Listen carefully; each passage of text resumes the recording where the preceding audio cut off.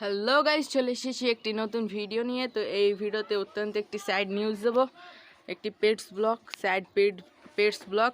তো এই পেটস ব্লগটি যদি আপনি মজা নিতে চান তাহলে আমাদের সঙ্গেই থাকুন। তো চলুন দেরি না করে শুরু করা যাক।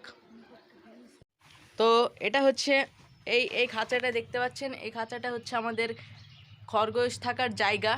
তো আমাদের টোটাল 3টে খরগোশ আছে।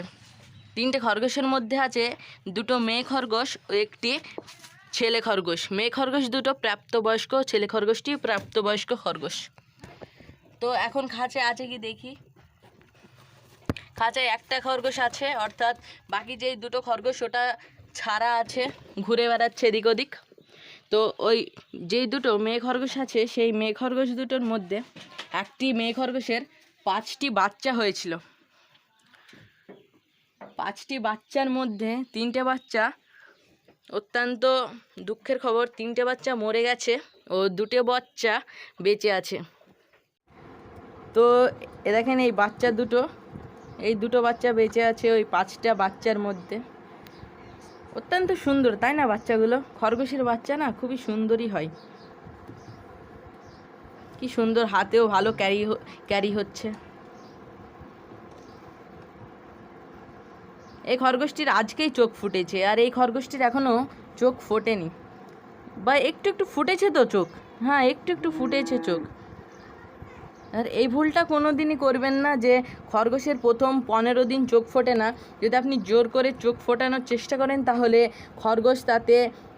খরগোশের চোখে ইনফেকশন হতে পারে। ওই 2টো বাচ্চার মাকে দেখাবো, দাঁড়ান একটু। এই দেখুন, এইটা হচ্ছে ওই 2টো বাচ্চার মা, আর ওই 2টো বাচ্চার বাবা হলো এইটা হলো মা। আর আরেকটি খরগোশ কোথায় গেছে বলতে পারছি না, তো একটু খোঁজাখুঁজি করে দেখি আপনাদের দেখানোর জন্য, দেখি আশেপাশে আছে কি।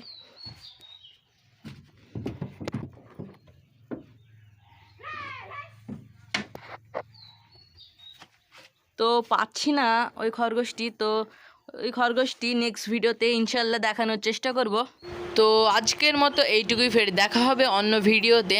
তো এরকম যদি আপনি খরগোশ সম্পর্কে জ্ঞান অর্জন করতে চান, যেমন খরগোশ কী খায়, খরগোশে স্নান করার দরকার কী, তো এরকম যদি আপনি পছন্দ করেন তো আমাদের চ্যানেলটি সাবস্ক্রাইব করে আমাদের সঙ্গেই থাকুন। আসসালামু আলাইকুম ওয়া রাহমাতুল্লাহ।